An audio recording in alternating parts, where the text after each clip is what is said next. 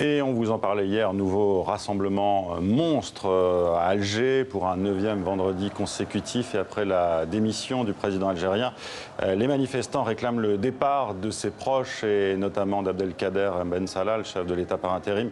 Ils contestent également le processus de transition soutenu par l'armée, une détermination dans la rue, une libération de la parole que l'on retrouve dans votre reportage. Clémentine, merci d'être avec nous. Votre reportage, c'est Algérie, le réveil de la jeunesse. Il a été diffusé il y a quelques jours sur Arte. Il est toujours visible en ligne. D'abord, quand vous voyez ces images-là, celles de cette énorme manifestation encore à Alger, est-ce que vous êtes surprise que la mobilisation continue ou pas du tout ?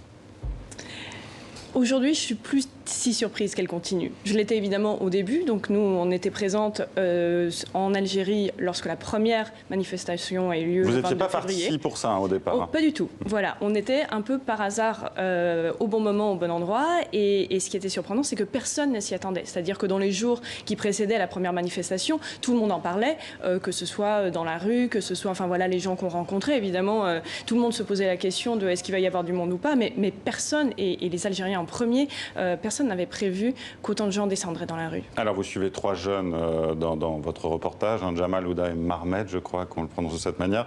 Et Ouda, justement, qui interne en médecine, explique que le peuple s'est affranchi de la peur qui existait avant, que c'est un mouvement populaire sans précédent. C'est ce que vous avez perçu également, cette libération de la parole ? C'est assez impressionnant comme avant, les Algériens parlaient. On a l'impression qu'il y avait une chape de plomb.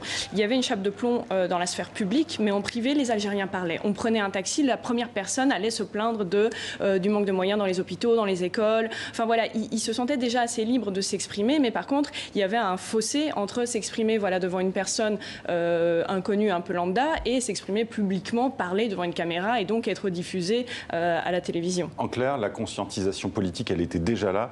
Elle ne cherchait qu'à s'exprimer, en fait. On peut dire ça. Je pense que les gens, finalement, avaient besoin, en effet, d'un symbole. Et ce 5e mandat, qui a été perçu par les Algériens comme une humiliation, finalement, a été l'étincelle qui les a poussés à protester. Alors, c'est une question un peu large que je vais vous poser, mais selon vous, quelles sont aujourd'hui les attentes de cette jeunesse algérienne, jeunesse qui partait souvent de l'autre côté de la Méditerranée et qui aujourd'hui, on l'entend dans votre reportage, est optimiste, est enthousiaste justement avec ces soulèvements ?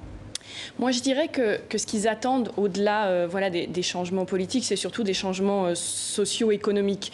Je dirais que leur principale récrimination touche à la corruption, au clientélisme.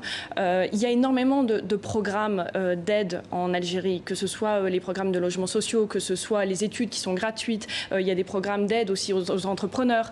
Donc, il y a toute une gamme de programmes d'aide. Le problème, c'est d'y avoir accès. Et donc, c'est là où d'y avoir accès ou d'avoir accès, par exemple, après les études, à un travail.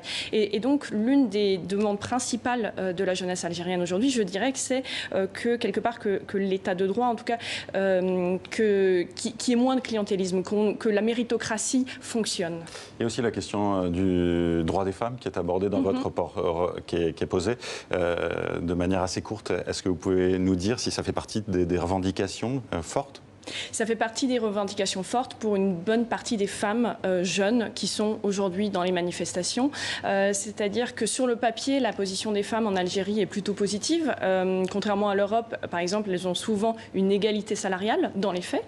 Mais par contre, il y a encore plein de freins sociaux, familiaux, dans les opinions. Enfin voilà, Et notamment pour louer un logement. C'est ce que dit c'est ce que dit Ouda, justement. Voilà, Ouda, par exemple, nous explique que louer un logement quand on est une femme célibataire, c'est quasi impossible parce qu'il y a tous des préjugés des propriétaires qui vont se dire une femme seule, c'est nécessairement une femme de mauvaise... De petite vertu, peut-être.